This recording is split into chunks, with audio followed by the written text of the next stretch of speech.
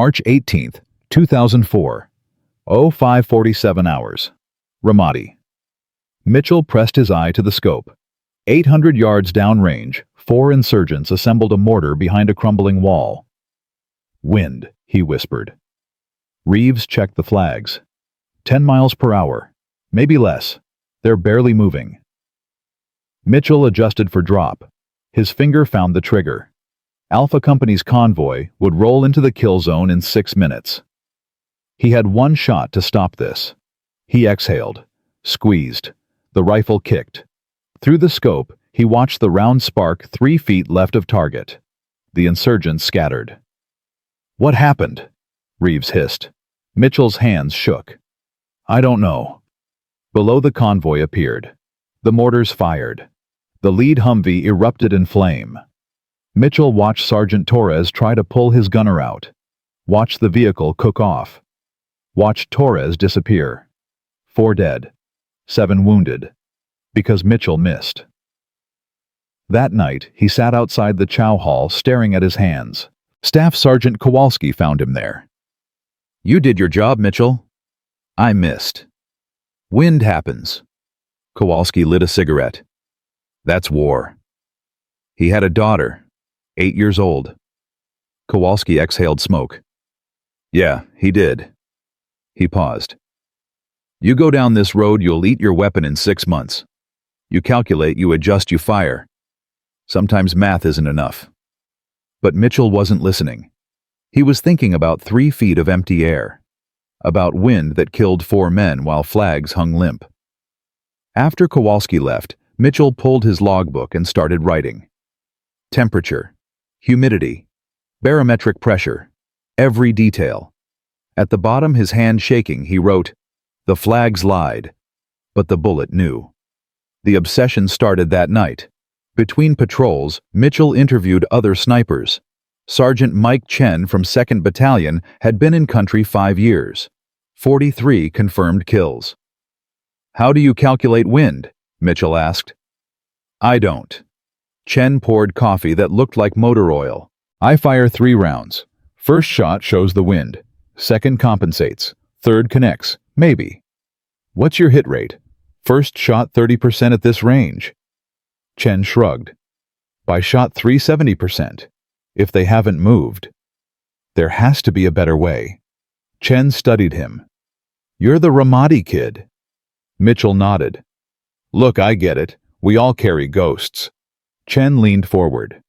"But you can't fix wind. It's chaos. Best you can do is make peace with it." Mitchell stood. "I don't want peace. I want answers." 3 weeks later, Mitchell's squad pulled overwatch near the Syrian border. Dawn patrol. Cold enough to see your breath. Mitchell scanned the horizon through his scope. A contrail cut across the purple sky, twisting, bending. "The trail," he muttered. "What?" Reeves didn't look up. "That contrail. It's showing wind at altitude. You can see exactly how the air moves by watching the vapor bend." "So," Mitchell's mind raced. "Bullets leave trails too. Vapor wakes. Too faint to see normally, but what if we could capture them, measure them?" Reeves stared. "You got that look again." "What look?" "The one where you're about to do something stupid." Mitchell smiled for the first time in weeks. "Yeah, probably." Back at base, Mitchell found Gunny Sergeant Paul Mathers in his hooch. Mathers had been a sniper instructor at Quantico for 12 years before volunteering for combat. 51 years old, gray hair, eyes that never blinked. Mitchell explained his idea. Photograph bullet vapor trails, measure the wake curvature, calculate wind backwards. Mathers scratched his jaw. "You'd need equipment we don't have." "What if we don't need real-time fire 1 round, photograph it, calculate wind, adjust for shot 2? That's 2 shots to make 1 hit. Better than 3 shots and missing all of them." Mathers leaned back. "You know they'll laugh at you. Some corporal trying to revolutionize ballistics. The brass will bury this. Will you help me anyway?" Long pause. Outside, a helicopter thumped past. 30 years ago, I missed a shot in Beirut," Mathers said quietly.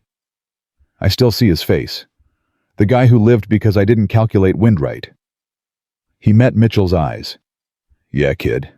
Let's go tilt at windmills. They worked in secret for a month. Mathers borrowed a camcorder from Public Affairs. Mitchell bought a laser thermometer with his own money. They requisitioned extra ammunition claiming marksmanship training. The testing ground was an abandoned quarry 15 miles out. Free fire zone. First week 7 attempts. 7 failures. The camera's frame rate was too slow. Maybe this is stupid, Mitchell said after the 7th miss. Sun setting over the desert. Mathers spit tobacco juice. You know what breakthrough is? It's the moment right before you quit when you don't. That's not a real definition. It is for Marines. Mitchell laughed despite himself. We're idiots. Roger that. May 2nd, 2004. Mitchell watched the sunset thinking about contrails. He remembered high school physics. Mr. Patterson showing how to see sound waves with lasers and smoke. Particulates, Mitchell said suddenly. Mathers looked up. What? We can't see the vapor trail because there's nothing to illuminate it. What if we add particles to the air smoke? Something the bullet's wake would disturb. Kid, the desert is already dust. Not fine enough.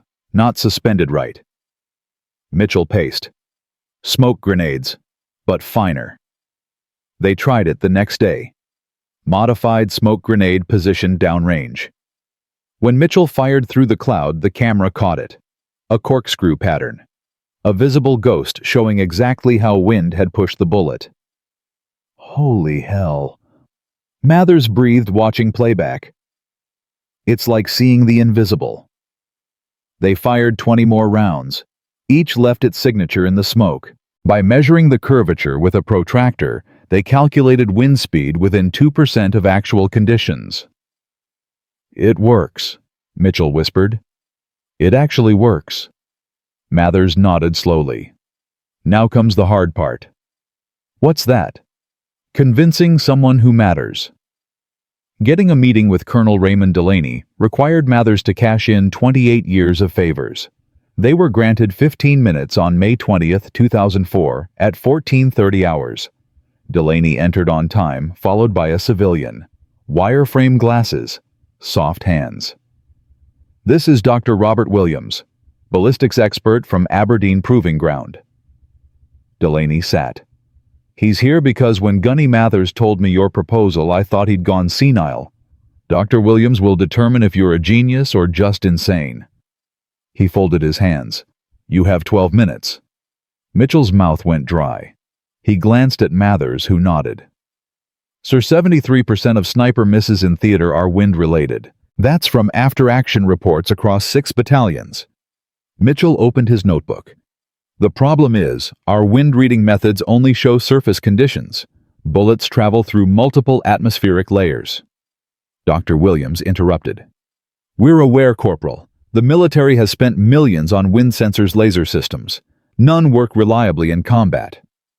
Because they measure wind before the shot, Mitchell said. I'm proposing we measure it with the shot. He showed the video, explained the calculations. As he spoke, Williams leaned forward. When Mitchell finished, silence. Williams walked to the window. That's the dumbest thing I've ever heard. He turned back. And I once evaluated a proposal to train dolphins to carry explosives. Mitchell's heart sank. It's dumb because it shouldn't work. The computational requirements, the visual processing extracting wind vectors in field conditions. Williams paused. And yet your video shows correlation within 2% of our best laboratory equipment. Using a Radio Shack camcorder and a notebook. Delaney spoke. Doctor. I need to run proper tests, calibrated equipment. Williams looked at Mitchell. But if this holds up... He didn't finish. He didn't need to. Delaney stood. 2 weeks, Dr. Williams. Test it, verify it, report back.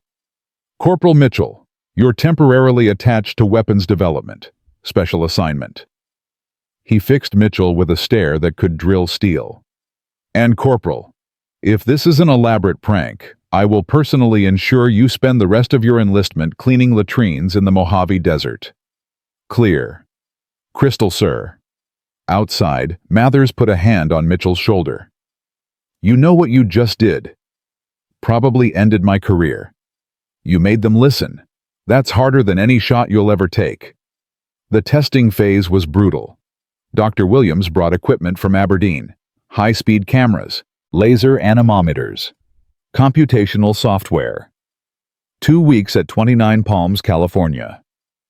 Mitchell watched PhD scientists in lab coats dissect his jury-rigged idea with surgical precision.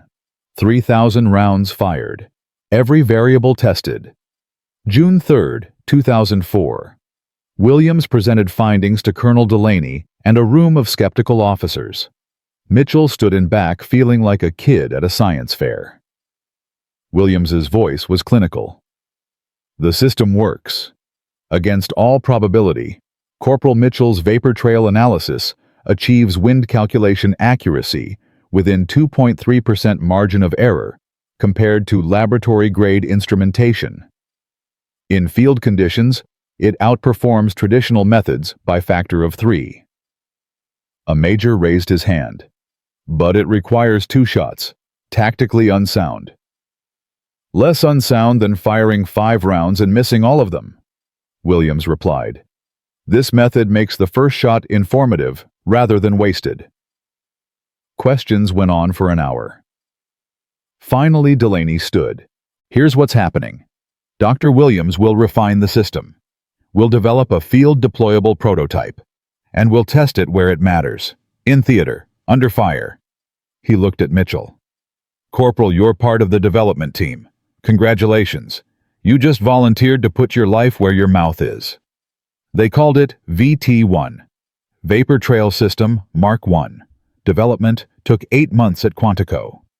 Mitchell worked alongside engineers, contractors, scientists with clearances he couldn't know about. The final system was elegant. Modified scope with high-speed optical sensors. Connected to a handheld processor the size of a smartphone. Fire a tracer round. Sensors capture the vapor wake. Processor calculates wind vectors in 3 seconds. Displays correction data in the scope. Cost per unit $47,000. Less than a single Javelin missile. January 2005. First field test. 12 Marine snipers brought to Quantico for training. Mitchell was technical advisor, watching men with years more experience learn his system.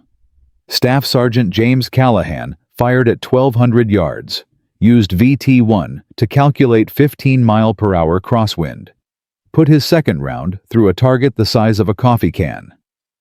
Feels like cheating, Callahan said. Mitchell smiled. That's the idea. The results were extraordinary. Traditional method, 34% first-round hit probability at 800 yards. Average 3.2 rounds to target. 45 seconds to engagement. VT-1 method, 68% first-round hit. 89% second-round hit. Average, 1.9 rounds to target. 38 seconds to engagement. At 1,000 yards plus VT-1, nearly tripled effective range. Delaney reviewed the data. You understand what this means. Sir, you've made the invisible visible. Given us an advantage, enemies won't understand until too late. He paused. That's how wars shift. Not with tanks or jets, but with some kid who refused to accept that good enough was good enough. February 2005. Insurgent activity in Fallujah intensified. Al-Qaeda fighters conducting coordinated attacks. Decision made VT-1 goes to war. Mitchell volunteered to go back. He'd been promoted to sergeant, given decorations, offered training positions stateside. He turned them all down. I need to know it works, he told Mathers. Not on a test range, where it matters. Mathers nodded.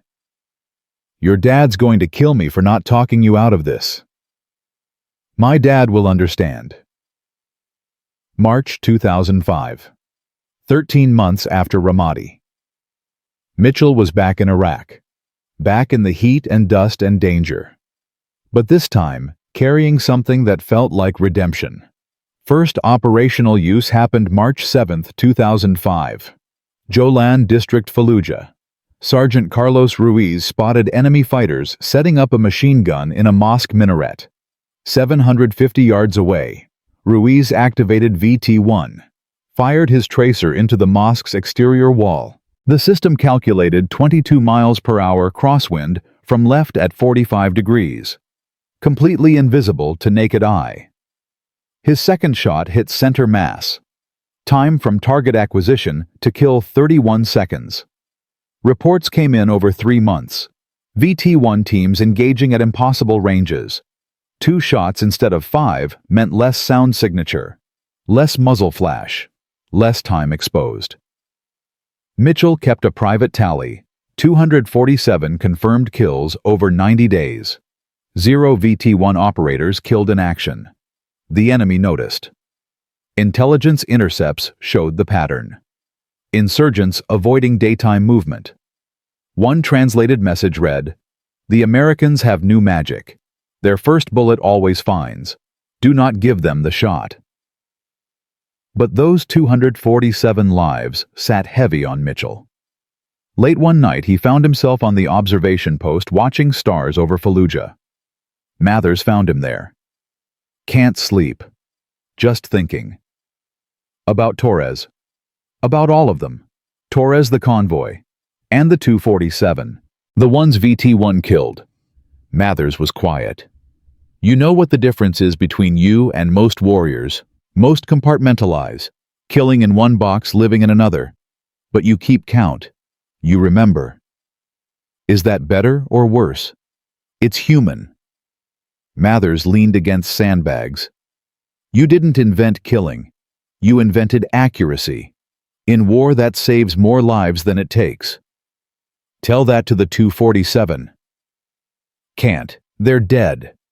But I can tell it to the 38 Marines who are alive because VT-1 eliminated threats before those threats killed them. Mathers gripped his shoulder. Your conscience is a good thing. Keep it. But don't let it blind you to the math. The math. Mitchell had always been good at math. But some equations didn't balance. August 2005. Mitchell returned stateside. Promotion. Decorations. Job offers from every defense contractor. Lockheed Martin offered $180,000 a year. Raytheon wanted him for targeting systems. The Marines wanted him to stay. He turned them all down. September 15, 2005. Sergeant James Mitchell walked out of Camp Lejeune for the last time. Honorably discharged, 24 years old, carrying a duffel bag and a secret that would never fully leave him. He drove home to Crossville, Tennessee. His father still ran Mitchell & Son HVAC repair out of a converted garage. His mother cried. His father just hugged him hard, then handed him a wrench. Thought you might want your old job back. And that's what James Mitchell did. He came home, fixed air conditioners, learned the business, took it over when his father retired in 2009, married a teacher named Sarah Chen in 2007, had 2 daughters, Emma and Grace, who knew their father had been a Marine but didn't understand what that meant. The notebook filled with sketches and equations and names of lost men sat in a locked drawer in his workshop. He hadn't opened it in years. VT-1 evolved. By 2008, integrated into targeting computers across every branch. By 2012, civilian versions on high-end sporting rifles. By 2015, incorporated into AI-assisted smart scopes that calculated wind automatically. Mitchell never patented it. Never took a cent beyond his salary. When a reporter from Popular Mechanics tracked him down in 2016, Mitchell gave a short interview in his workshop surrounded by broken compressors and copper piping. "Do you regret leaving the military?" the reporter asked. "Given how much your invention changed warfare." Mitchell thought about Torres, about Ramadi, about 247 kills and 38 saved Marines, about his daughters asleep upstairs who would never see what he'd seen. "I didn't invent anything," he said finally. "I just learned to read what the wind was already writing. Anybody could have done it." But they didn't. You did. Mitchell smiled slightly. Yeah, I guess I did. The reporter pressed. What do you want people to know about VT-1? Mitchell was quiet, wiping grease from his hands with a red rag. Outside, the Tennessee evening settled in. Crickets starting their chorus. I want them to know that war is expensive, not just in money, but in pieces of yourself you leave behind. He gestured around the workshop at ordinary machinery. And I want them to know that sometimes the bravest thing isn't pulling the trigger. It's coming home and living with what you've done. The interview ended. The reporter left. Mitchell returned to fixing a busted compressor for Mrs. Henderson down the street. But in Fallujah and Ramadi, in every combat zone where American snipers operated, VT-1 continued its silent work. Measuring wind, correcting trajectories, saving lives by taking them with unprecedented precision. And somewhere in a locked drawer in Tennessee, a notebook held the names of 4 men who died because one Marine couldn't read the wind, and 247 men who died because he finally could. The wind still blew. But now, for the first time in history, someone could see it. The thing about coming home is that nobody tells you how loud silence can be. Mitchell discovered this his first night back in Crossville. September 2005. His childhood bedroom looked exactly the same. High school football trophy on the shelf. Faded poster of Dale Earnhardt. But everything felt wrong, like wearing someone else's skin. He lay in bed listening to crickets. No mortars, no diesel generators, no radio chatter.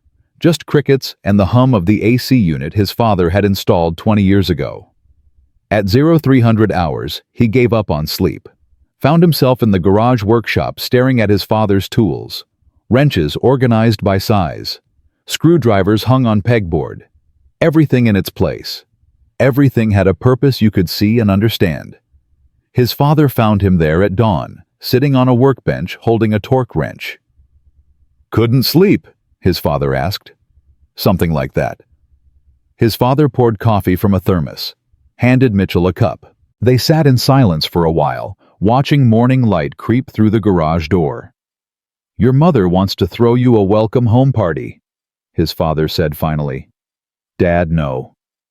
I told her you'd say that. He sipped his coffee. She's doing it anyway. Sunday, family and a few neighbors. You don't have to talk about anything you don't want to. Mitchell nodded. The coffee tasted like home. Nothing like the motor oil brew they had in Iraq. The business is doing okay, his father continued. But I'm not getting any younger. Could use help with the commercial accounts. Big jobs, hospital systems, office buildings. He paused. No pressure. Just if you're looking for work. I don't know what I'm looking for yet. His father studied him. You will. Just takes time. But time moved differently now. In Iraq, every second mattered. Calculate, adjust, fire. 3 seconds could mean life or death. Here, days blurred together. Mitchell would start fixing a furnace and look up to find 3 hours had vanished. The welcome home party happened on Sunday, September 18th. 30 people crammed into his parents' backyard. Neighbors he'd known his whole life. His Uncle Frank, who'd served in Vietnam. Mrs. Chen from the Chinese restaurant who'd given him free egg rolls when he was in high school. Everyone wanted to know about Iraq. Everyone thanked him for his service. Nobody knew what questions to ask, and Mitchell didn't know what answers to give. Did you see any action? His cousin Jeremy asked. 21 years old. Engineering student at UT Knoxville. Some. What was it like? Mitchell looked at his beer. Bud Light. Cold. American. Hot. Jeremy waited for more. Mitchell didn't give it. Mrs. Henderson, who lived 3 houses down, cornered him by the grill. 74 years old. Husband had died in Korea. My Eddie never talked about it either, she said quietly. Not for 30 years. Then one day he just started, told me everything. She touched Mitchell's arm. Whenever you're ready, someone will listen. Thank you, ma'am. And my air conditioner is making a funny noise. Your father says you're working with him now. Mitchell smiled for the first time that day. Yes, ma'am. I'll come by Tuesday. That became his life. Fixing air conditioners, replacing compressors, installing new HVAC systems in office buildings. The work was simple, mechanical, honest. You diagnosed the problem. You fixed it. You moved on. Unlike war where problems didn't fix, they just multiplied. October 2005. Mitchell was under a house in the crawl space replacing ductwork when his phone rang. Block number. Sergeant Mitchell. A voice he didn't recognize. Speaking. This is Captain Lisa Torres, Frank Torres's sister. Mitchell's hands stopped working. He hadn't heard that name since Ramadi. I wanted to thank you, she continued. For what you did. For trying to save my brother. Ma'am, I didn't. I missed the shot that could have saved him. Silence on the line. Then, that's not what his squad mates told me. They said you took the shot you had, that the wind was impossible that day, that you carried that weight when you didn't have to. Mitchell closed his eyes. The crawl space felt too small suddenly.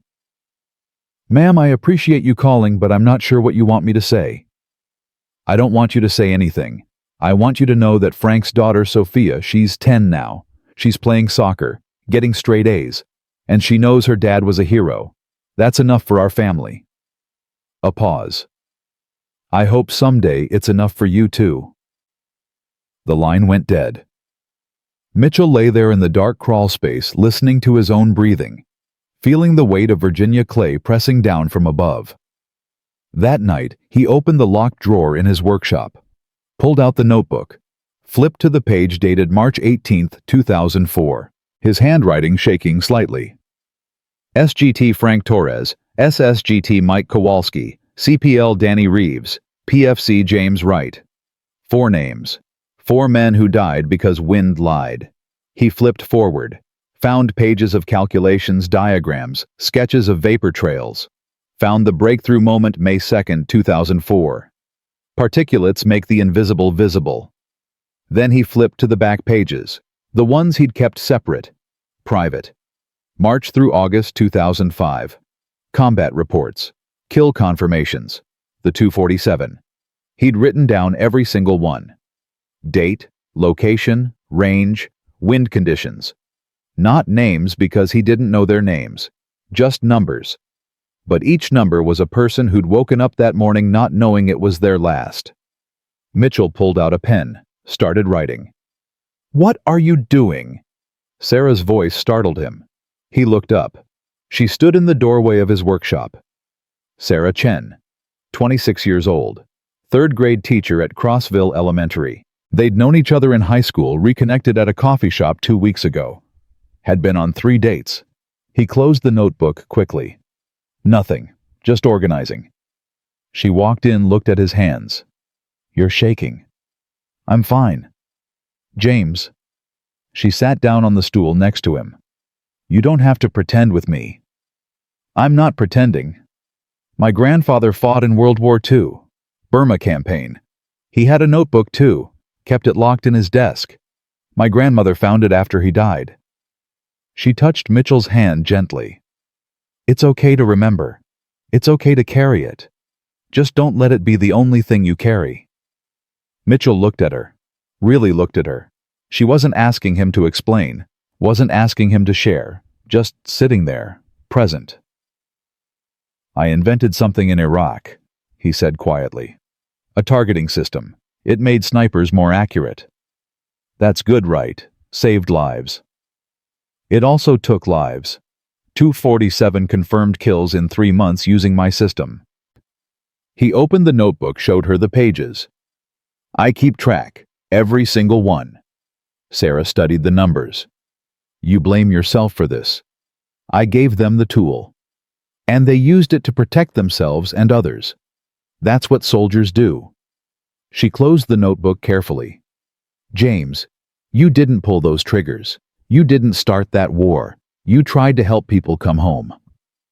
247 people didn't come home because of me. And how many did come home?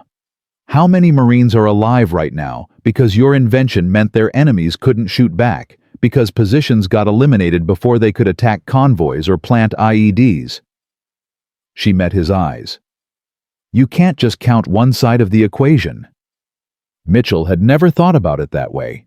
He'd been so focused on the kills, on the responsibility, that he'd forgotten about the lives saved, the attacks prevented, the convoys that made it through.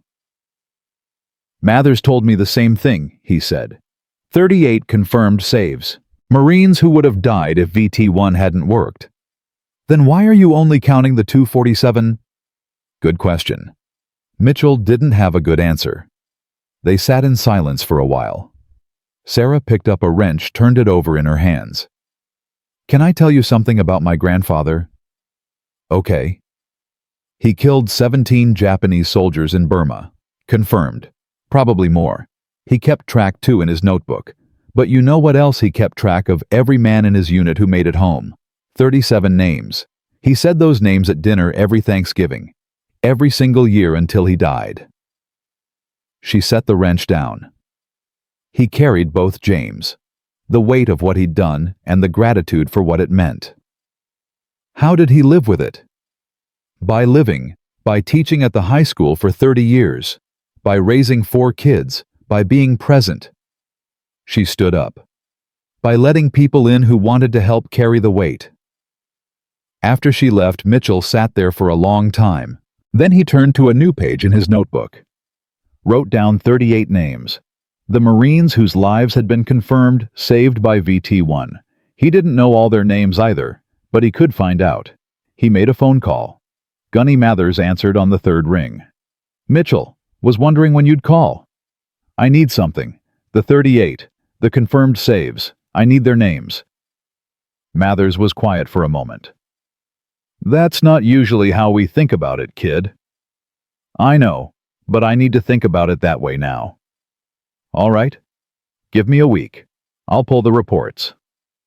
November 2005. Mitchell started working full-time for his father's business. Turned out he was good at it. The diagnostic skills from sniper training translated well.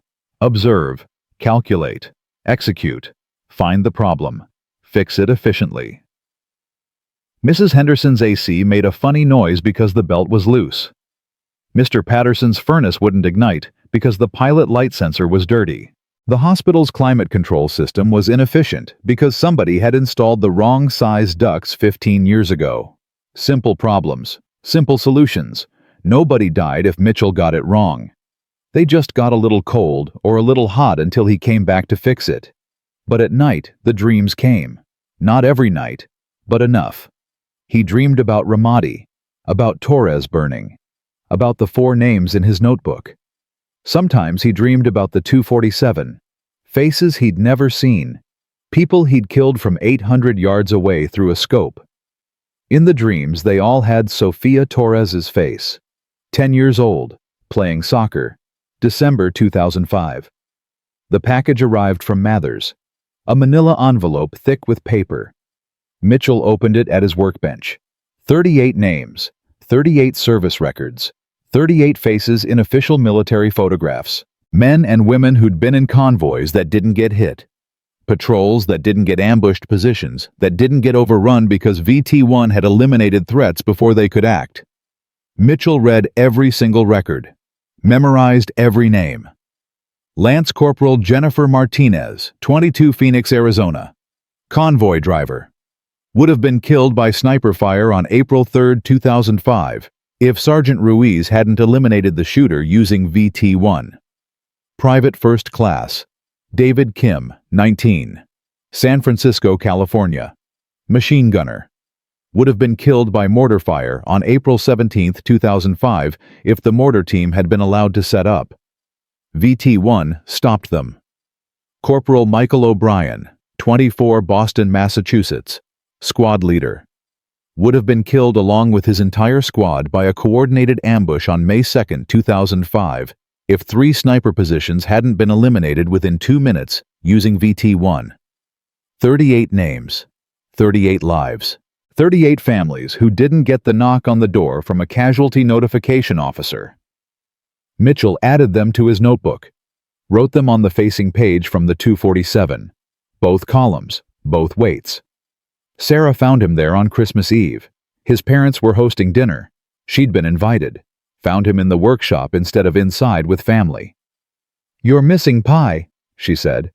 "I'll be there in a minute." She looked at the notebook, opened to both pages. 247 on the left, 38 on the right. Still working on the math, trying to figure out if it balances. Does it?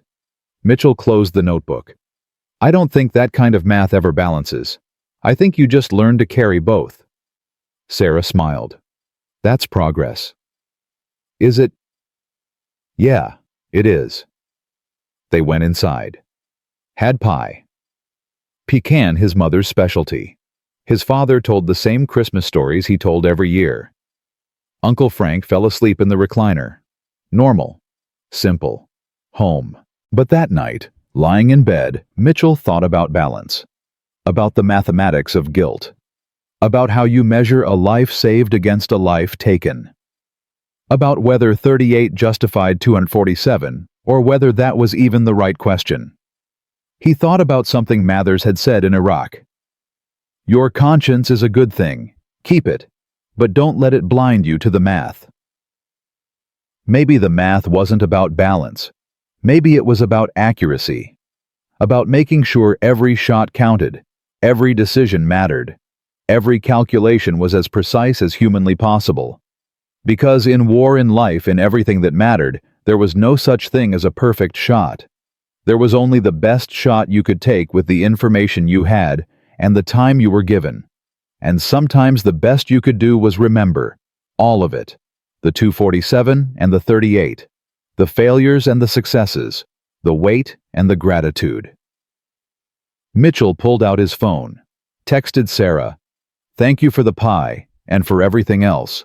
She replied immediately, "You're welcome." For both. January 2006. Mitchell proposed to Sarah at the same coffee shop where they'd reconnected. She said yes. They got married that summer, small ceremony, family and close friends. His father was best man. Mathers flew in from California. At the reception, Mathers pulled Mitchell aside. "Got something for you." He handed Mitchell a framed letter, official USMC letterhead. Mitchell read it.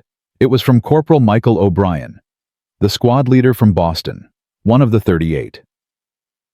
"Dear Sergeant Mitchell, I don't know if you'll ever read this, but Gunny Mathers said he'd try to get it to you. I wanted to say thank you. On May 2nd, 2005, my squad was moving through Fallujah when we got hit. Should have been a massacre. We were exposed, no cover, and there were at least 3 enemy positions with overlapping fields of fire. But nothing happened. We heard shots, but they weren't aimed at us. They were aimed at the people about to kill us. Later, we found out it was a VT-1 team. 3 snipers working in coordination using your system. They eliminated the threats in under 2 minutes. Saved all 7 of us. I'm back home now. Boston PD. Got married last month. Starting a family. And none of that would have happened if you hadn't invented a way to see wind. I know this probably sounds small compared to what you've been through, but I wanted you to know you gave me my life back. Gave 7 families their sons back. Gave my future kids a father they'll actually get to meet. Thank you doesn't seem like enough, but it's all I've got. Semper Fi, Corporal Michael O'Brien. Mitchell stared at the letter. His hands shook slightly. There's 37 more where that came from, Mathers said quietly. Not everyone wrote, but the ones who did, they wanted you to know. I don't deserve this. That's not for you to decide. You did the work. They're alive. That's the math that matters. Mitchell looked across the reception hall. Sarah was laughing with his mother. His father was telling a story to a group of uncles. Everyone was happy, present, alive. The 247 still count, Mitchell said. Yeah, they do. They always will. Mathers gripped his shoulder. But so do the 38. And so do the families of the 38. And so do the kids, those 38 will have, and the people those kids will help, and the ripples that go out forever because you decided that good enough wasn't good enough. That's a lot of weight. It is. But weight makes you strong if you let it. The reception continued. Mitchell danced with Sarah, ate cake, took pictures, lived. And in his pocket, folded carefully, Corporal O'Brien's letter rested against his heart. A reminder that mathematics could sometimes surprise you, that equations didn't always balance the way you expected, that sometimes the answer wasn't found in the numbers themselves, but in what the numbers represented. Lives, choices, consequences, hope. Later that night, alone with Sarah in their new apartment, Mitchell pulled out his notebook one last time. Added one more entry. Not a name, not a number, just a question. What do I do with this weight? And underneath in Sarah's handwriting, because he'd asked her to write it, an answer, you carry it forward. You build a life worthy of the gift.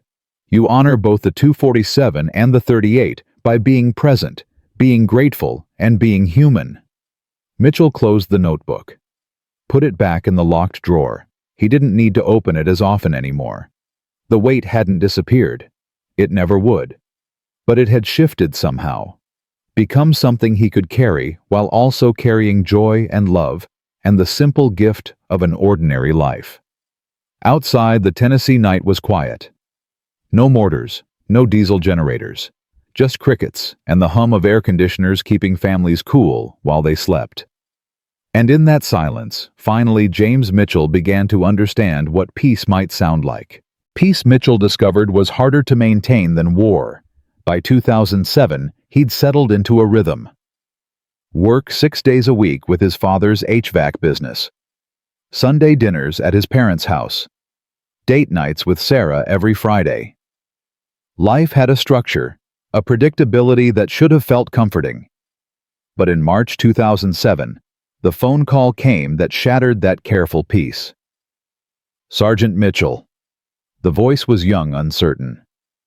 This is Corporal Jake Hensley. I served with Carlos Ruiz in Fallujah. I got your number from Gunny Mathers. Mitchell was in his truck driving between jobs. He pulled over. What can I do for you, Corporal? It's about Carlos. He's, A long pause. He shot himself last week. His wife found him in the garage. The world tilted. Mitchell gripped the steering wheel. What? The funeral's on Saturday. Arlington. His wife asked me to contact people from his unit. I thought you should know, because of VT1. What does VT1 have to do with it? Hensley's voice dropped. He kept records, Sergeant. Every kill, every shot. He had notebooks full of them. His wife said he couldn't sleep anymore. Said he kept seeing their faces even though he never actually saw their faces, just through the scope. Mitchell knew. He knew exactly. Did he leave a note? Yeah, it said I was too good at my job. After Hensley hung up, Mitchell sat in his truck on the side of Route 70 for 20 minutes. Cars passed. Life continued. But something inside him had cracked open again. Carlos Ruiz. First operational use of VT1. March 7, 2005. 31 seconds from target acquisition to kill. Mitchell had used that statistic in reports and presentations. Proof that the system worked. He'd never asked what happened after. What happened to the man who'd pulled that trigger? That night, Sarah found him in the workshop staring at his notebook.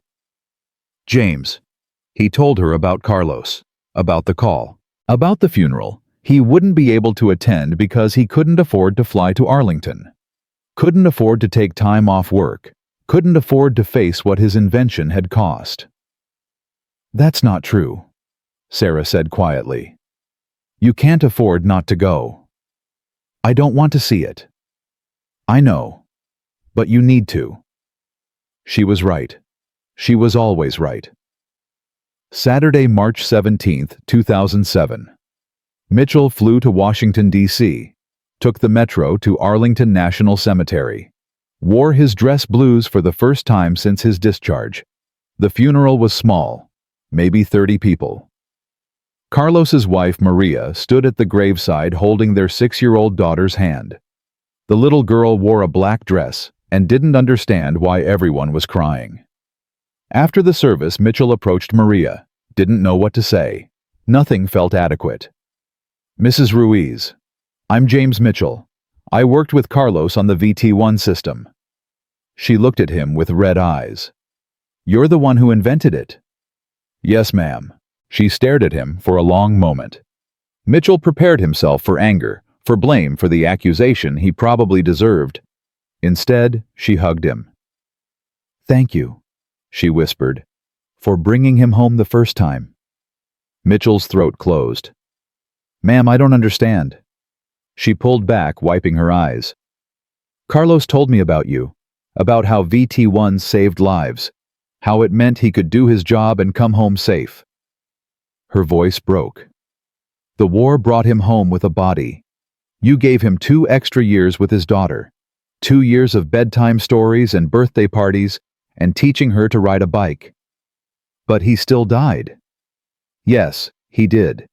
Because war doesn't end when you leave the battlefield. It follows you home." She looked at her daughter, who was examining a flower someone had placed on the casket. "But those 2 years mattered, Sergeant Mitchell. They mattered to me. They mattered to Elena, and they mattered to Carlos even when the weight got too heavy." After the funeral, Mitchell found himself at the Vietnam Veterans Memorial, walking along the black granite wall, reading names. 58,000 of them, each one a person, each one a weight someone carried. He thought about Carlos, about Torres, about the 247 and the 38, about the mathematics that never balanced, no matter how many times you recalculated. His phone rang. Mathers. "You went to the funeral," Mathers said, not a question. "Yeah." "How you holding up?" "I don't know. Maria thanked me. I don't know what to do with that." Mathers was quiet for a moment. "There's something you should know. Carlos wasn't the first." Mitchell's stomach dropped. "What?" "There've been others, VT-1 operators. 3 confirmed suicides since 2006. 2 more attempts. The Corps is trying to keep it quiet, but word gets around." "Why didn't anyone tell me?" "Because you're not in anymore. And because there's nothing you could have done. These men made their choices. Choices I enabled." "James, listen to me. Every weapon system ever invented has this problem. Pilots who drop bombs, artillery crews who fire shells, drone operators who press buttons from 7,000 miles away. The precision doesn't cause the trauma, the war does. But VT-1 made them more precise, made them better killers. It made them more effective. That's not the same thing." Mathers sighed. "Look, the Corps is implementing new protocols. Better mental health screening, mandatory counseling for snipers, rotation limits. They're trying to learn from this. That doesn't bring Carlos back. No, it doesn't. Nothing does. But it might save the next one." Mitchell flew home that night. Sarah picked him up from the airport. Didn't ask questions, just drove him home and held him while he cried for the first time since Iraq. The next morning, Mitchell made a decision. He called the Department of Defense, asked for the Wounded Warrior Project, got transferred 6 times, finally reached someone who listened. "I want to start a program," Mitchell said, "for snipers, specifically snipers who've used precision targeting systems, counseling peer support something." The woman on the phone was patient. "Mr. Mitchell, we have general PTSD programs." "This isn't general PTSD. This is specific. The psychological weight of being too accurate, of knowing that every trigger pull was a life ended, and that life ended because you were good at your job." "I'm not sure I understand the distinction." "The difference is guilt versus trauma. Most combat veterans deal with survival guilt. Why did I live when they died? But precision operators deal with effectiveness guilt. Why was I so good at killing? It's a different weight." Silence on the line. Then, "Can you come to Washington? I think some people need to hear this." April 2007. Mitchell found himself at the Pentagon in a conference room with people who had more acronyms after their names than he could count. Clinical psychologists, military psychiatrists, DoD policy analysts. He told them about Carlos, about the three others, about his own notebook with 247 names, about the weight that precision created. Dr. Ellen Kovac, a psychiatrist who'd worked with Vietnam veterans for 30 years, leaned forward. What you're describing is moral injury. It's distinct from PTSD. PTSD is about threat and fear. Moral injury is about what you did or failed to do and whether it violated your core values. So it's guilt.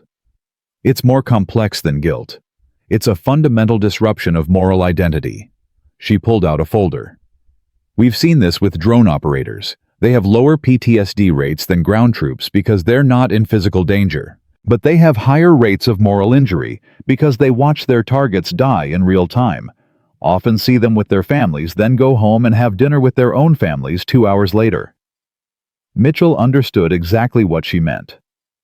Another psychologist, Dr. Marcus Webb, spoke up. Your VT1 system created a similar dynamic. Snipers became more effective, which meant more kills, which meant more moral weight.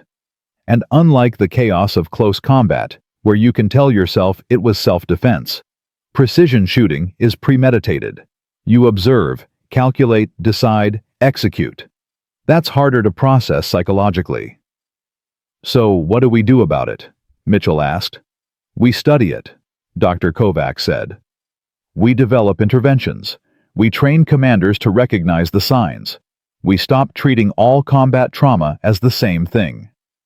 They talked for 3 hours. By the end, Mitchell had agreed to something he'd never imagined doing, becoming a consultant for a new DoD study on moral injury in precision operators. The work started slowly. Mitchell flew to D.C. once a month, sat in rooms with researchers, shared his experience, read case studies that broke his heart. Sergeant David Park, 28 Marine Sniper VT1 operator. 73 confirmed kills over 2 deployments. Shot himself in 2006. Left a note. I was a good Marine. I was a terrible person. Staff Sergeant Jennifer Walsh, 31 Army Sniper, VT1 operator. 81 confirmed kills. Attempted suicide in 2007. In therapy, she said, "Every time I close my eyes, I see the moment between when I squeeze the trigger and when the bullet hits. That half second where they're still alive and don't know they're about to die. I stole that from 81 people." Lance Corporal Timothy Chen, 24 Marine Sniper, VT1 operator. 57 confirmed kills. Died of alcohol poisoning in 2008. Friends said he drank to forget, drank to sleep, drank until his liver gave out at 24 years old. Mitchell read every case, memorized every name, added them to his private accounting. You can't take responsibility for all of them, Sarah told him one night. They were sitting on their apartment balcony. She was 6 months pregnant with their first daughter. I gave them the tool. And they chose to use it, to serve their country, to protect their fellow Marines. She put his hand on her belly. Emma's going to be born into a world that's safer because precision matters. Because when force is used, it's used accurately. That matters, James. Does it justify the cost? I don't know. Maybe that's not the right question. Maybe the question is, given that war exists, given that violence happens, is it better to be precise or imprecise, to minimize collateral damage or maximize it? Mitchell thought about that. In Iraq, he'd seen what imprecise violence looked like. Artillery barrages that leveled neighborhoods, airstrikes that killed wedding parties, IEDs that didn't discriminate between soldiers and children. VT1 was precise. It killed exactly who it was aimed at and no one else, in the cold mathematics of war that was actually moral progress. But it didn't feel like progress when Carlos Ruiz put a gun in his mouth. May 2007. The DoD study published preliminary findings. The data was stark. VT-1 operators had a 23% higher rate of moral injury symptoms compared to traditional snipers. They also had 34% fewer PTSD symptoms. They were more psychologically safe during deployment, but carried heavier weights afterward. The study recommended mandatory counseling rotation limits of 6 months instead of 12 and peer support groups specifically for precision operators. Mitchell was invited to help design the peer support program. He said yes. June 2007. The first precision operator support group met at Camp Pendleton. 12 veterans, all VT-1, trained, all struggling with what they'd done. Mitchell wasn't supposed to speak. He was just there to observe. But halfway through the session, when one Marine broke down talking about his 47 kills, Mitchell found himself standing. "My name is James Mitchell. I invented VT-1. And I want to tell you something nobody's probably told you. It's okay to feel this weight." The room went silent. You were asked to do an impossible thing. To be both warrior and precision instrument. To end lives efficiently, accurately, without hesitation. And you did it. You did it well. And now you're carrying the cost of that excellence. Mitchell looked at each of them. That cost is real. It's valid. And it doesn't make you weak. It makes you human. A corporal named Rodriguez spoke up. "But we signed up for this. We knew what we were doing." Did you? Did you really know what it would feel like to be this effective, to have an 89% hit rate instead of 34%? To know that every time you pulled the trigger, someone died, and it was because you were that good? Mitchell shook his head. "I didn't know, and I invented the damn thing." Another Marine Staff Sergeant Williams asked, "How do you live with it?" "Honestly, I'm still figuring that out. But I can tell you what's helped me. First, remember the 38. He explained about the confirmed saves, about the Marines who came home because VT-1 worked, about Corporal O'Brien in Boston with his wife and future kids. Second, talk about it. Not to prove you're tough, not to justify what you did, just to share the weight. Because weight shared is weight halved. And third, Rodriguez asked, build a life worthy of the gift. You survived. Carlos didn't. Park didn't. Walsh tried not to. You're still here. So make it mean something. Have families. Build businesses. Teach kids. Do something that puts more into the world than you took out. The session lasted another hour. Mitchell stayed after talking individually with Marines who needed to talk. Some thanked him. Some blamed him. He accepted both. On the drive home, he called Mathers. "I think I found my mission," Mitchell said. "Yeah, what's that?" "Helping clean up the mess I made." "It wasn't a mess, kid. It was progress. Progress just costs more than we want to pay." "Then I'm paying the tab." Over the next 2 years, Mitchell became something unexpected: an advocate. He testified before congressional committees about moral injury. He consulted with the VA on treatment protocols. He wrote articles for military journals about the psychology of precision warfare. And every month he flew to Camp Pendleton or Camp Lejeune or Quantico and sat with Marines who'd used his invention and couldn't sleep anymore. He told them about his notebook, about the 247 and the 38, about Carlos and Torres and all the weight he carried. "Does it get lighter?" they always asked. "No," he'd answer honestly. "But you get stronger. Strong enough to carry it and still live. Strong enough to carry it and still love. Strong enough to carry it and still hope." August 2007. Sarah gave birth to Emma Grace Mitchell. 7 pounds, 3 ounces. Perfect. Mitchell held his daughter in the hospital, this tiny human who'd never know war, never fire a weapon, never carry the weight of precise violence. She was his future, untainted by his past. But she was also his responsibility. His chance to build something that mattered more than body counts and hit percentages. That night, alone with Emma, while Sarah slept, Mitchell made her a promise. "I'm going to tell you everything when you're old enough. About Iraq, about VT-1, about the 247 and the 38, about Carlos and all the others. And I'm going to teach you that precision matters, that excellence matters. But so does mercy. So does restraint. So does knowing when the best shot is the one you don't take. Emma yawned, unimpressed by her father's philosophy. Mitchell smiled. Yeah, you're right. Let's start with keeping you fed and dry. We'll worry about moral complexity later. But the promise remained.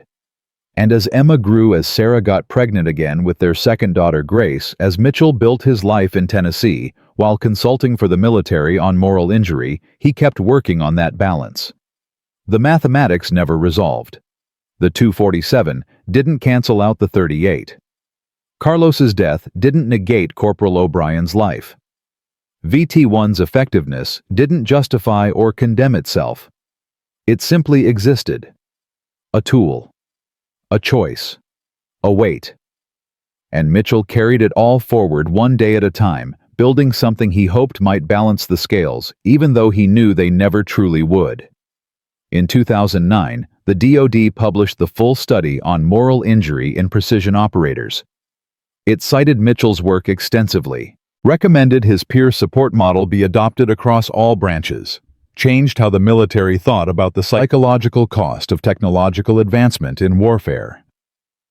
3 more VT1 operators took their own lives that year, but 17 others got help because of the new protocols. Got counseling, got support, got a chance to carry the weight without being crushed by it. The math still didn't balance, but it was moving in the right direction. December 2009. Mitchell got a package in the mail, no return address. Inside was a photograph and a letter. The photograph showed a young man in Boston PD uniform standing with a pregnant woman and a toddler. Corporal Michael O'Brien, one of the 38. The letter read, Sergeant Mitchell, you don't know me, but you saved my husband's life in Fallujah in 2005. This is our family now. Our son Michael Jr. is 2. Our daughter is due in March. Mike talks about you sometimes. About the sniper team that used some new system to protect his squad. He says he owes you his life. I say he owes you our lives, all of us. Thank you for giving us this future. Thank you for carrying whatever weight that cost you. We'll never forget it. Merry Christmas. Sincerely, Catherine O'Brien and family. Mitchell put the photo on his workshop wall, right next to the framed letter from 2006. Added it to the evidence that maybe possibly the weight he carried was bearable because others didn't have to carry it. That night, Sarah found him in the workshop staring at the photo. That's one of the 38, she asked. Yeah, O'Brien. He's got 2 kids now, maybe going to be 3. Sarah wrapped her arms around him from behind. 3 people who exist because you invented something. That's not nothing, James. No, it's not nothing. Is it enough? Mitchell thought about Carlos, about the 3 who died in 2009, about all the weights that didn't balance and never would. I don't know if enough is the right word, but it's something, and something is better than nothing. They stood there together in the workshop, surrounded by tools and notebooks and photographs of lives saved and lives lost, building a quiet peace from the mathematics of war. And outside, the Tennessee winter pressed close, and somewhere in Boston, a family slept safe, and somewhere else, someone who'd used VT1 stared at their ceiling, unable to sleep, and the world turned on, carrying all its weights, all its costs, all its terrible precision. By 2012, Mitchell had stopped counting. Not because the numbers didn't matter, but because they'd grown too large to track. VT1 had evolved beyond anything he'd imagined. The military had integrated it into smart scopes, AI-assisted targeting systems, even autonomous weapons platforms. His original vapor trail concept had become the foundation for precision warfare in the 21st century. And the cost kept accumulating. January 2012. Mitchell was replacing a commercial HVAC system at the Crossville Medical Center when his phone rang. Unknown number, DC area code. Mr. Mitchell, this is Colonel Patricia Vance, Marine Corps Systems Command. I need to speak with you about VT1. Mitchell climbed down from the ladder, stepped outside into the cold. What about it? We're facing a situation. Congressional hearing next month. There's been, let's call it, pushback about autonomous targeting systems based on your original design. What kind of pushback? The kind that questions whether machines should be making kill decisions, whether AI-assisted precision is ethical, whether we've crossed a line. She paused. They want you to testify, to explain the original intent behind VT1. Mitchell's first instinct was to refuse. He'd built a life away from all this. Emma was 5 now, Grace was 3. He had a business to run, a family to protect, a peace he'd carefully constructed. "I'm not sure I'm the right person," he said. "You're the only person. You invented it. You understand both the military value and the human cost. Congress needs to hear from someone who's lived with both." That night, Mitchell discussed it with Sarah. She was grading papers at the kitchen table while the girls played in the living room. "Do you want to do this?" she asked. "No, but I think I have to." "Why?" "Because if I don't speak, someone else will. Someone who only sees the tactical value or only sees the cost. I see both. That's my burden." Sarah set down her red pen. "Then you should go. The girls and I will be fine for a few days." "You sure?" "James, you've spent 7 years helping veterans deal with moral injury.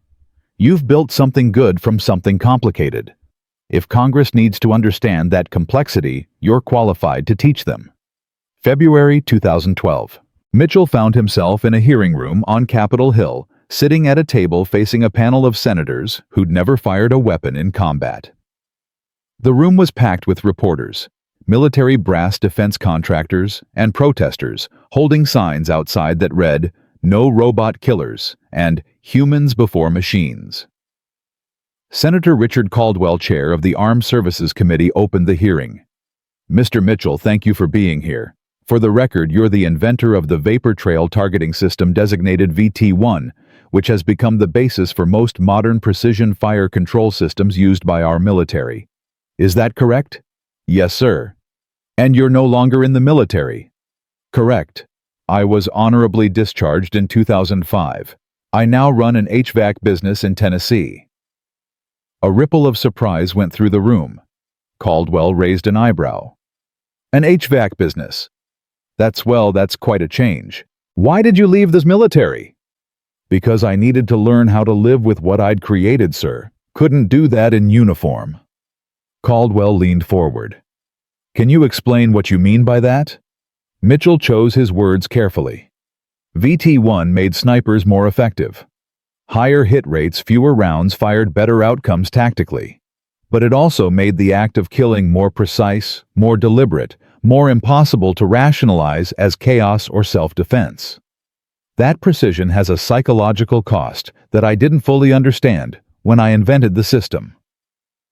Senator Maria Gonzalez from California spoke up. "Are you saying your invention was a mistake?" "No, ma'am. I'm saying it was complicated. Every weapon system is. VT1 saved lives. Confirmed, saves number in the hundreds. But it also contributed to moral injury in the operators who used it. Some of them didn't survive that injury."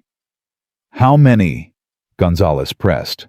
"At last count, 11 confirmed suicides among VT1 operators between 2006 and 2011. 17 more attempts. Dozens dealing with severe moral injury that hasn't yet become fatal." The room erupted. Reporters typed frantically. Protesters outside cheered. Military officials looked grim. Caldwell banged his gavel. "Order. Mr. Mitchell, are you testifying that your invention has caused the deaths of American service members?" "I'm testifying that war has costs beyond the battlefield, sir. VT1 is a tool. The men and women who used it were warriors trying to serve their country. Some of them couldn't carry the weight of being too effective at killing. That's on all of us, not just the technology." Senator James Worthington from Texas, a Marine veteran himself, leaned into his microphone. "Mr. Mitchell, I served in Desert Storm. I know something about the weight of combat, but I also know that precision saves civilian lives, that accurate fire prevents collateral damage, Isn't that worth the cost you're describing? That's the question I ask myself every day, sir. Is the tactical advantage worth the moral injury? Is saving 10 civilian lives worth one operator's suicide? How do you even calculate that? And what's your answer? Mitchell looked directly at him. I don't have one. I have a responsibility. To be honest about both the benefits and the costs. To help the people who carry the weight. To make sure we don't treat precision as a purely technical achievement when it has profound human consequences. The hearing went on for 3 hours. Senators asked about AI integration, autonomous weapons, the future of warfare. Defense contractors testified about the tactical necessity of precision systems. Anti-war activists testified about the moral bankruptcy of efficient killing. But Mitchell's testimony was the one that made headlines. Inventor of precision weapon says it cost American lives. Former Marine questions technology he created. VT-1 creator calls for moral accounting in warfare. The backlash was immediate. Defense contractors accused him of betrayal. Some military officials called him ungrateful. Online commenters called him everything from a coward to a traitor. But he also got emails, hundreds of them, from veterans who understood, from families of operators who'd died, from people who'd been waiting for someone to say what Mitchell had said. One email from Staff Sergeant Jennifer Walsh, the operator who'd attempted suicide in 2007, stood out. Mr. Mitchell, I watched your testimony. I want you to know that when you said, "It's okay to feel this weight," something in me broke open. I've been in therapy for 5 years, trying to not feel it. Trying to logic it away, or minimize it, or pretend it doesn't matter. But you gave me permission to just feel it, and still be okay. Thank you for that. I'm still here. I'm still fighting. And it helps to know the person who invented the thing that broke me is also broken by it. We're carrying it together. Walsh. Mitchell saved that email, read it when the criticism got too loud. March 2012. He returned to Crossville expecting things to go back to normal. Instead, he found his business flooded with calls. Some were customers canceling service. Some were veterans asking for help. Some were reporters wanting interviews. Sarah fielded most of them. James Mitchell is not available for comment. Thank you. But one call she put through. It was from a woman named Dr. Rachel Friedman, professor of ethics at Georgetown University. Mr. Mitchell, I'm writing a book about moral injury and technological warfare. Your testimony was the most honest thing I've heard from anyone inside the military-industrial complex. Would you be willing to speak with me? Mitchell agreed. Over the next 6 months, he spent hours on the phone with Dr. Friedman telling her everything. About Ramadi, about the invention, about Carlos and the others, about the impossible mathematics of precision warfare. Her book, The Cost of Accuracy, Moral Injury in Modern Combat, was published in 2013. Mitchell's story formed the central narrative. The book became required reading at military academies, war colleges, and ethics programs across the country. It also made Mitchell something he'd never wanted to be: a public figure. Speaking invitations came from universities, military bases, veterans organizations. Mitchell turned most of them down. But Sarah encouraged him to accept some. You have something to say that matters, she told him. Not accepting won't make it go away. So Mitchell started speaking. Small events at first. A veterans group in Nashville, an ethics class at the University of Tennessee. But the audiences grew. By 2014, he was speaking at West Point, at Quantico, at the Naval Academy. Always the same message. Precision matters, but so does the cost. Be excellent at your craft, but don't be surprised when excellence extracts a price. Carry the weight, but don't carry it alone. After a talk at the Army War College in April 2014, a young captain approached him. Her name was Lisa Chen, and she was about to deploy to Afghanistan as a sniper team leader. Sir, I'm going to use systems based on your design, and I'm scared. Scared of what? of being good at it, of coming home and not being able to live with how good I was. Mitchell looked at this young woman, maybe 28 years old, about to step into the weight he knew so well. "Can I tell you something nobody told me?" he asked. "Please." It's okay to hesitate. It's okay to question. It's okay to take the shot and then feel the weight of it. That doesn't make you weak. That makes you human. The people who don't feel it, who kill efficiently and sleep soundly, they're the ones we should worry about.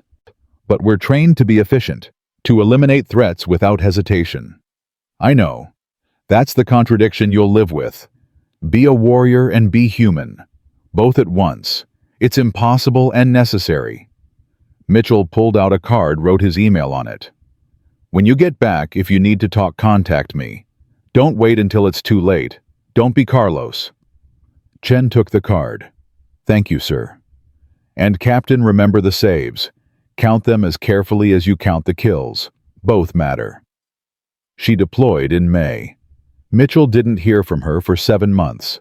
Then in December 2014, an email arrived. "Mr. Mitchell, Captain Chen here. Made it home from Afghanistan. 42 confirmed kills using precision systems. 0 friendly casualties in my area of operations. And I'm struggling, just like you said I would. But I'm reaching out now instead of waiting.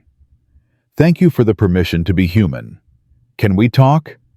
They talked. For hours. Over months. Mitchell connected her with the peer support network he'd helped build. With therapists who understood moral injury. With other operators carrying similar weights. Chen survived. Got help. Stayed in the military, but transferred to training roles where she could teach others not just how to shoot, but how to carry what came after. She became one of Mitchell's success stories. Proof that early intervention mattered. That talking about the weight before it crushed you could save your life. But for every Chen, there were others Mitchell never heard from. Others who stayed silent until silence became permanent. In 2015, the suicide rate among precision operators remained elevated. The DoD protocols helped, but they weren't enough. The fundamental problem remained. Modern warfare demanded precision, and precision demanded a psychological price not everyone could pay.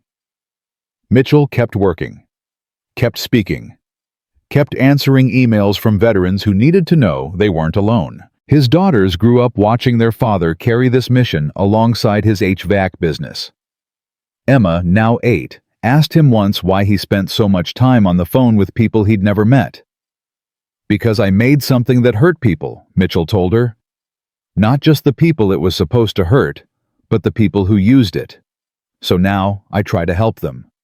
Does it work? Sometimes, not always, but sometimes is better than never. Emma thought about that. "Are you a hero, Daddy?" Mitchell smiled sadly. "No, sweetheart. I'm just someone trying to clean up a mess. That's not heroism. That's responsibility." By 2016, VT1's legacy had expanded beyond anything Mitchell could have imagined. The technology appeared in everything from police sniper systems to hunting rifles to video games that let teenagers experience precision shooting without consequences. Mitchell hated the video games most of all. When Call of Duty added a VT1 feature that let players see the wind and make impossible shots. Mitchell wrote a letter to the game developer. "You've turned the hardest thing I've ever done into entertainment.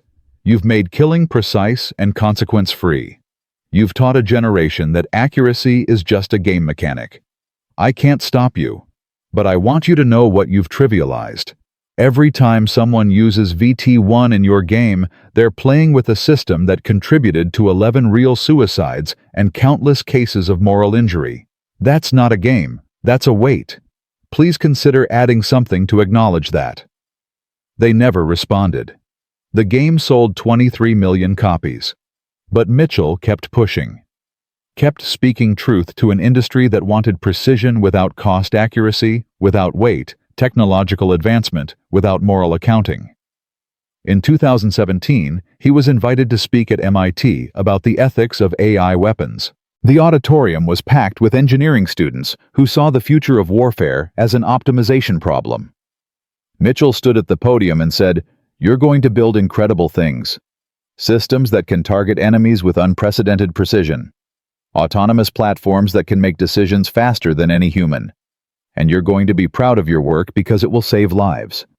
But I need you to understand something. Every system you build will be used by a human being or to replace a human being, and both of those options have profound moral consequences that your code can't calculate." A student raised her hand. "But isn't precision always better than imprecision? Isn't reducing collateral damage always good?" "Yes. And the people who achieve that precision will pay a price for being so effective. The question isn't whether we should pursue precision. We should. The question is whether we're willing to support the people who deliver it when that precision costs them their humanity." The room was silent. "Build your systems," Mitchell continued. "Make them brilliant. But also build the support structures for the operators. Build the counseling programs. Build the mental health infrastructure. Build the acknowledgement that precision has a cost beyond dollars and man-hours. Build the humanity into the system, not just the efficiency." The speech went viral. Millions of views on YouTube, think pieces in tech magazines, debates in engineering ethics classes. Mitchell became known as the conscience of precision warfare, a title he neither wanted nor could escape. And through it all, he kept fixing air conditioners in Tennessee, kept raising his daughters, kept loving his wife, kept living the ordinary life that balanced the extraordinary weight he carried. Because that was the point he'd realized. The point wasn't to be consumed by the weight or to transcend it. The point was to carry it and still live. To acknowledge the cost and still build something good. To face the complexity and still choose hope. In 2018, Captain Lisa Chen, now a major, sent Mitchell an invitation to her wedding. She was marrying another veteran, someone who understood the weight. They'd met in therapy, built a relationship on shared experience and mutual support. Mitchell attended. Watched two people who'd carried impossible weights find lightness together. Watched them promise to carry future weights as a team. At the reception, Chen introduced Mitchell to her new husband. "This is the man who saved my life," she said. "Not in Afghanistan. After. When I came home and couldn't breathe under the weight." Her husband shook Mitchell's hand. "Thank you. For building something that helped her survive the first time, and for being there when she needed to survive the second time." Mitchell thought about Carlos. About the 11 who didn't survive the second time. About the mathematics that still didn't balance. "I'm glad she reached out," Mitchell said. "That's the difference between surviving and not. Being willing to ask for help. She told me you gave her permission to be human. That's what did it." That phrase again. Permission to be human. Mitchell had said it so many times it had become his mantra. His answer to the impossible contradiction of being both warrior and person, both effective and moral, both precise and human. Later, watching Chen and her husband dance, Sarah squeezed Mitchell's hand. "You did that," she said quietly. "She did that. I just answered the phone." "You answered the phone because you know what it costs not to. That's not nothing, James." Mitchell thought about all the phones he'd answered over the years, all the veterans who'd reached out, all the weights he'd helped carry. It wasn't redemption exactly. The 247 still counted. The 11 suicides still happened. But it was something. Movement, progress, hope built from complexity and pain. The wedding ended. Mitchell flew home to Tennessee, returned to fixing air conditioners and raising daughters and carrying weights that never fully lightened but somehow became bearable through the carrying. And somewhere in Boston, Corporal O'Brien's family grew larger. Somewhere in Afghanistan, new operators learned precision shooting and the protocols to handle its cost. Somewhere in military hospitals, veterans talked about moral injury with therapists who finally understood it wasn't weakness, but humanity. The system Mitchell had invented kept evolving, kept saving lives through accuracy, kept costing lives through the weight of that accuracy. The mathematics never balanced. But the work continued. The support structures grew. The conversation expanded. And in Crossville, Tennessee, James Mitchell kept building his ordinary life on the foundation of extraordinary complexity, proving every day that it was possible to carry impossible weights and still find moments of grace, still build something good, still choose to answer the phone when someone needed permission to be human. Because sometimes salvation wasn't found in resolution or balance or mathematical precision. Sometimes it was found in the simple act of carrying forward together, one weight at a time. The call came on a Tuesday in March 2023, 18 years after Mitchell had left Iraq. "Dad, there's someone here to see you." Emma was 21 now, working at the HVAC business during her gap year before grad school. Mitchell was under the hood of his truck in the garage, replacing a radiator hose. "Tell them I'll be there in 5 minutes." "Dad, I think you'll want to come now." Something in her voice made Mitchell set down his wrench. He wiped his hands and walked to the front office. A young Marine stood there in dress blues. 23, maybe 24 years old. The name tape read Torres. Mitchell's breath caught. "Sergeant Mitchell, I'm Second Lieutenant Sophia Torres. I believe you knew my father." The world tilted. Mitchell steadied himself against the doorframe. Frank Torres's daughter. The 8-year-old from the photographs. Now a Marine officer standing in his shop in Tennessee. "Sophia, yes, I knew your father. He was a good man." He was. She stood at attention, formal military. "May I speak with you privately, sir?" They went to Mitchell's workshop.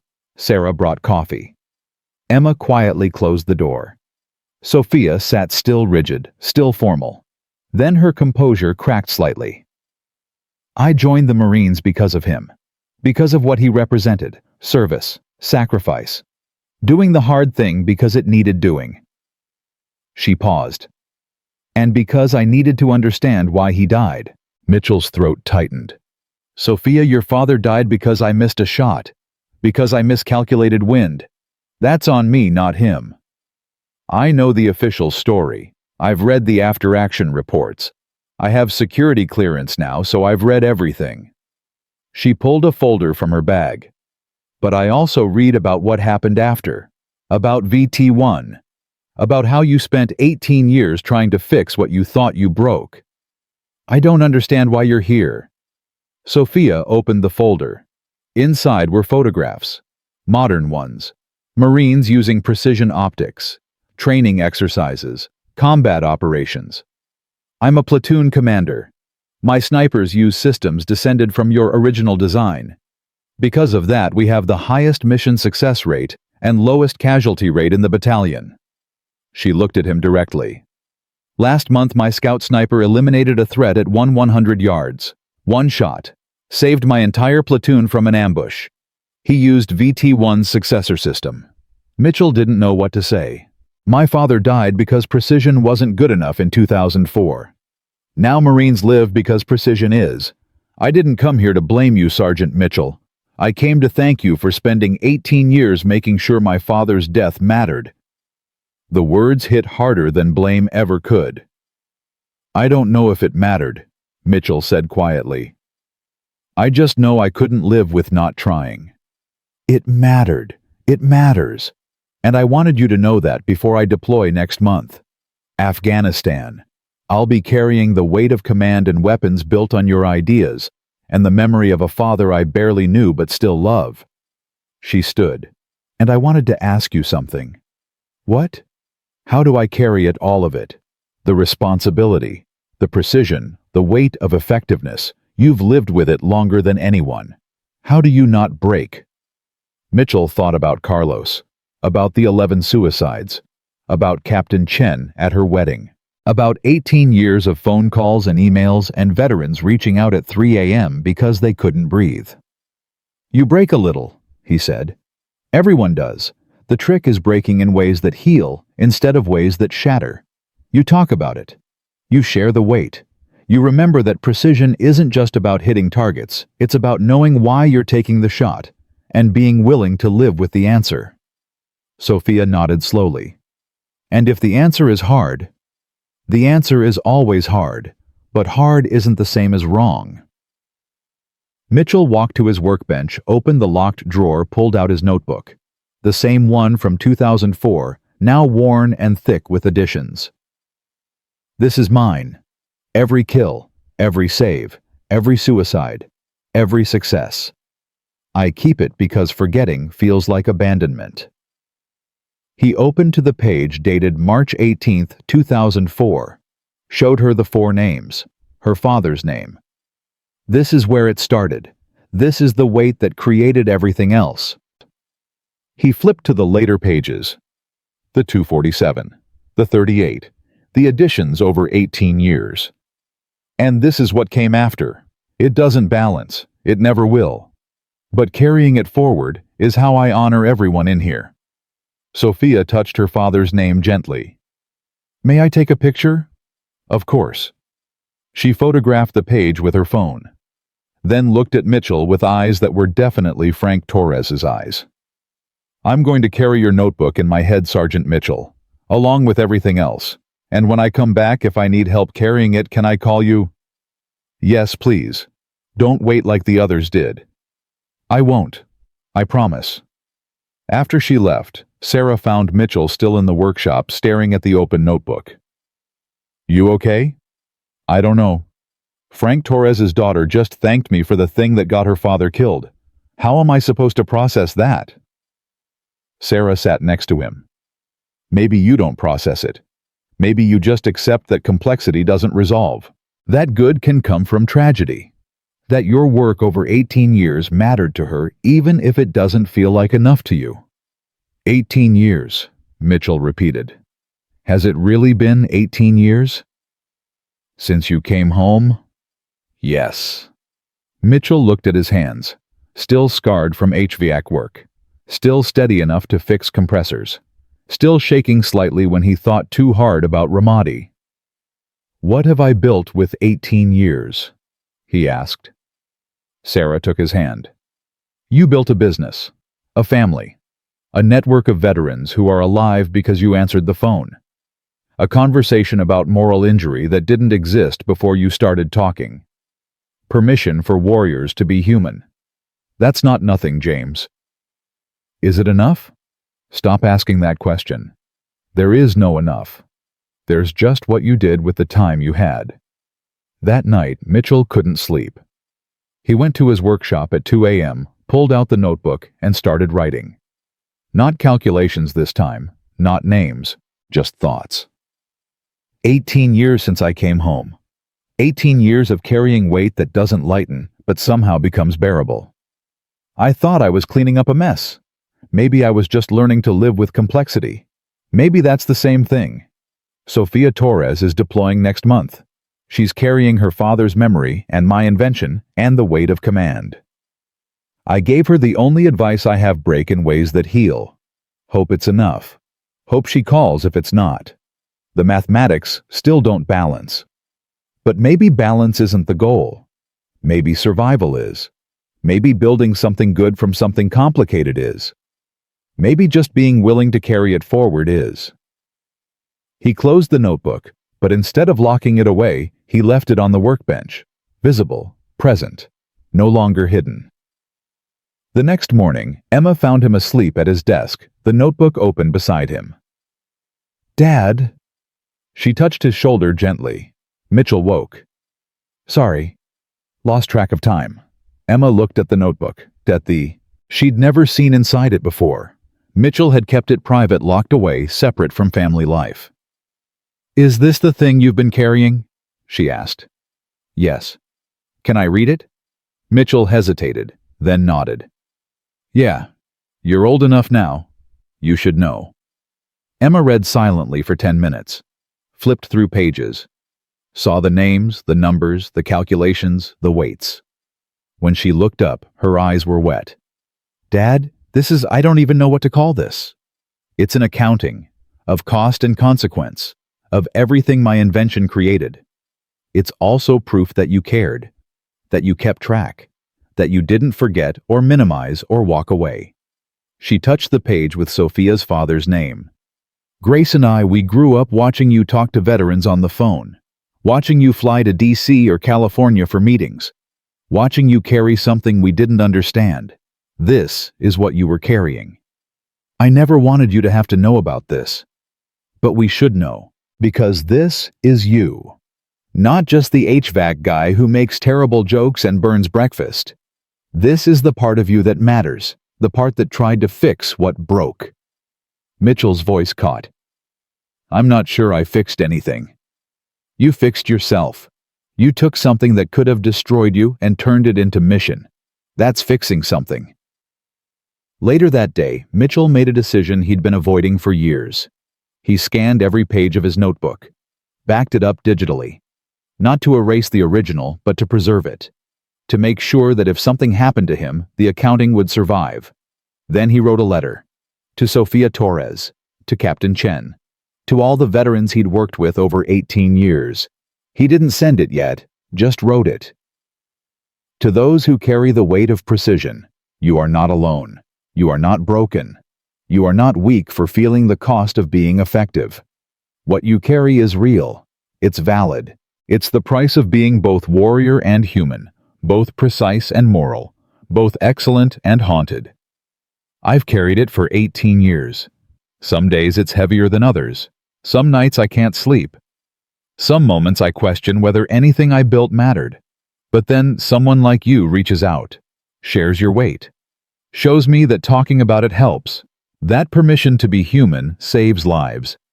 That the conversation we started together is making a difference. So keep carrying it. Keep talking about it. Keep breaking in ways that heal. Keep building lives worthy of the gift of survival.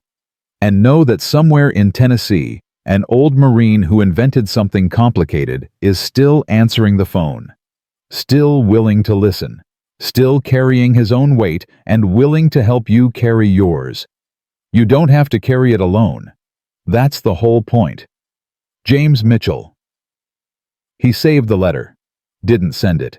But knowing it existed felt important. Like a message in a bottle for future storms. April 2023. Mitchell was invited to speak at the Marine Corps Sniper School at Quantico. 20 years after he'd first tested VT-1 there. He almost declined. Sarah convinced him to go. The commanding officer, Colonel Marcus Webb, met him at the gate. Mr. Mitchell, thank you for coming. Our students don't often get to meet the people who changed their profession. I'm not sure I changed anything. Just noticed something about wind. Webb smiled. You're humble. That's good. But you're also wrong. Come see. He led Mitchell to the school's museum. A small room with historical weapons photographs and memorabilia. In the center, a display case. Inside was Mitchell's original notebook from 2004. The actual notebook. Alongside it, the Radio Shack camcorder, a sample VT-1 scope, and a plaque. The plaque read, Sergeant James Mitchell, USMC inventor of the Vapor Trail Targeting System, VT-1. He taught us to see the invisible. First operational use.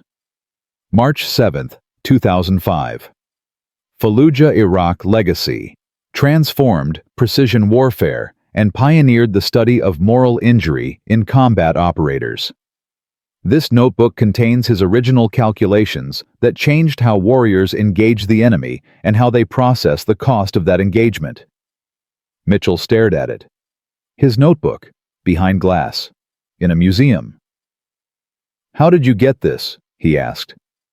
We didn't. You're looking at a replica. But we wanted to ask your permission to display the real one, as a teaching tool. Not just about ballistics, but about responsibility. About the human cost of technological advancement. Mitchell thought about it. His notebook had been private for 18 years. A locked drawer. A secret accounting. But maybe that was wrong. Maybe the weight wasn't meant to be carried alone. Maybe sharing it was how you made it bearable. On one condition, Mitchell said, name it. You teach the cost alongside the capability. You show them this notebook and explain that every name in it represents a weight someone carried.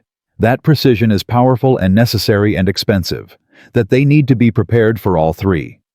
We will, That's why we want it. Mitchell nodded slowly. Then yes, take it, use it, teach with it. Webb shook his hand. Thank you. This matters more than you know. That afternoon, Mitchell spoke to 200 Marine sniper students. Young men and women who would use weapons descended from his invention, who would carry weights he understood intimately. He told them about Ramadi, about Torres, about the invention born from guilt, about Carlos and the 11 others, about the 247 and the 38, about 18 years of trying to understand mathematics that never balanced. You're about to become the most precise warriors in history, he said. Your weapons are incredible. Your training is exceptional. You will be effective in ways previous generations couldn't imagine. And that effectiveness will cost you. Not might cost. Will cost. You will take lives at ranges where you can't see their faces, but you'll imagine them anyway. You'll be so good at your job that questioning whether you should pull the trigger will feel like weakness. It's not. It's humanity. So I'm giving you permission right now. Permission to feel the weight. Permission to question. Permission to seek help when the cost becomes unbearable. Permission to be both warrior and human at the same time. He paused, looking at their young faces. And I'm making you a promise. When you come back when you're carrying weights, you can't explain to anyone who wasn't there. My phone number will be available. Call it. Email me. Reach out. Don't suffer alone. Don't be the 12th or 13th or 14th suicide. Be the one who asked for help and survived. The room was silent.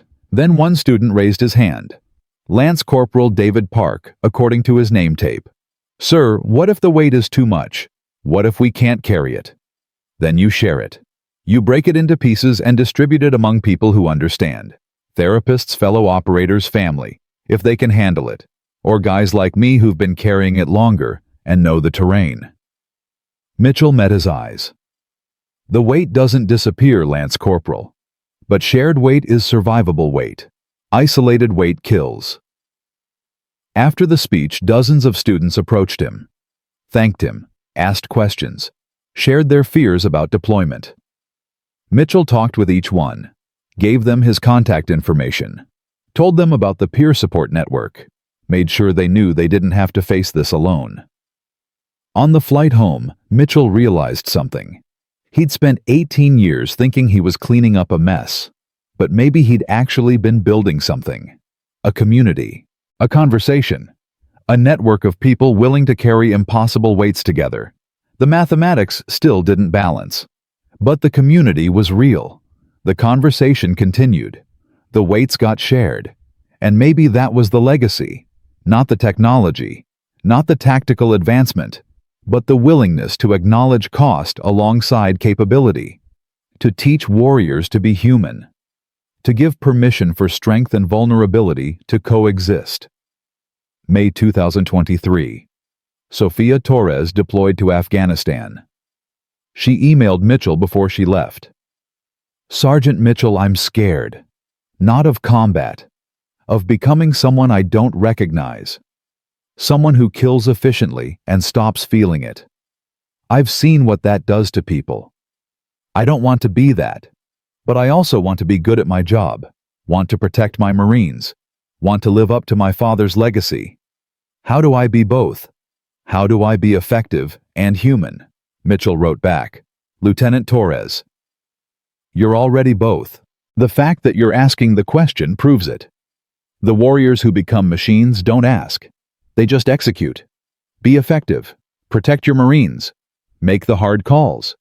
Take the necessary shots. Do your job with excellence. And then feel it. Carry it. Question it. Process it. Be haunted by it if you need to be. That's not weakness. That's the price of being human while doing inhuman work. Your father would be proud of you. Not because you're tough, but because you're thoughtful. Not because you won't feel the weight, but because you're preparing to carry it while also accomplishing the mission. And when you come home, call me. We'll talk about all of it. The effectiveness and the cost, the pride and the guilt, the mission success and the moral complexity. You don't have to choose between warrior and human. You can be both. It's hard. It's expensive. But it's possible. Stay safe. Accomplish your mission. Come home. We'll figure out the rest together. Mitchell, she deployed. Mitchell didn't hear from her for 6 months. Then, in November 2023, a package arrived.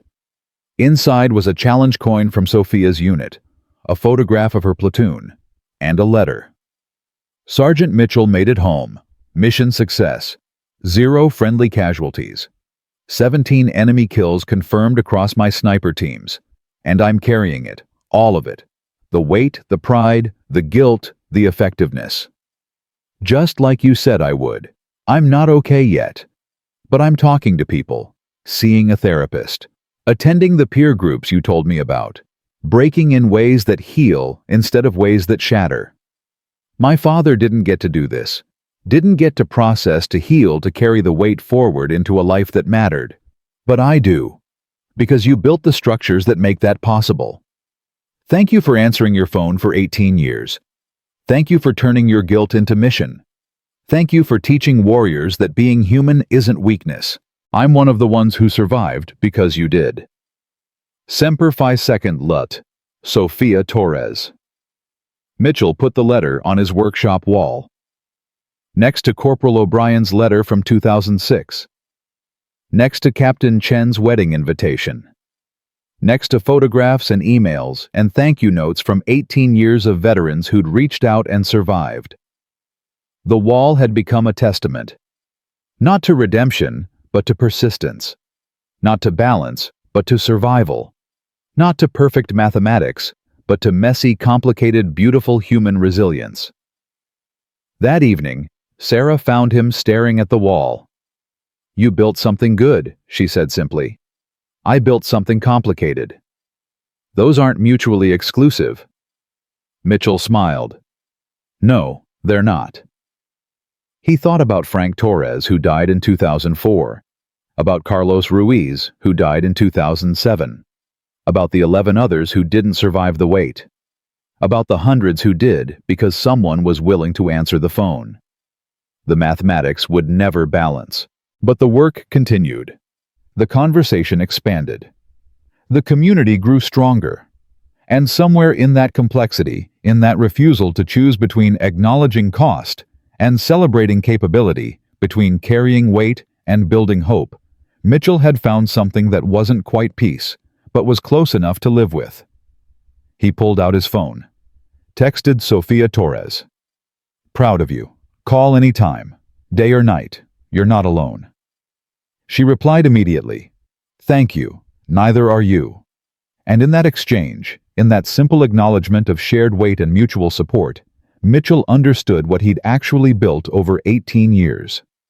Not a solution to moral injury. Not a balance between the 247 and the 38. Not redemption for the invention that changed warfare and cost lives, but a network, a community, a living testimony that warriors could be human, that precision could coexist with empathy, that carrying impossible weights was survivable if you didn't carry them alone. The wind still blew invisible across battlefields. But now, finally, warriors knew how to see it, how to account for it, and how to survive the cost of that clarity. And in Tennessee, an old Marine who'd learned to read wind kept his phone charged, his workshop door open, and his willingness to listen unlimited. Because some weights were too heavy to carry alone. But together, shared across a community built on honesty and humanity and hard-won wisdom, those weights became bearable. The notebook sat on his workbench, no longer locked away. Visible. Present. A reminder that remembering was resistance, that accounting was honor, that carrying forward was how you transformed guilt into mission and tragedy into purpose. Mitchell closed his eyes, feeling the weight settle familiar across his shoulders. Still heavy, still there. But somehow, after 18 years, finally balanced by something equally powerful. Hope. Community. The stubborn insistence that being human mattered more than being perfect. That survival was worth fighting for, that complexity could be carried without being conquered. The wind had taught him to be precise, but humanity had taught him to be whole. And in the space between those two truths, he'd built a life worth living and a legacy worth leaving. For the warriors still carrying, for the ones still learning, for the voices still reaching out in darkness, looking for permission to be human. Mitchell would keep answering, keep listening, keep carrying. Because that's what you did with impossible weights and complicated legacies, and 18 years of building something good from something broken.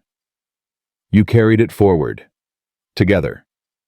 One day, one phone call, one shared weight at a time.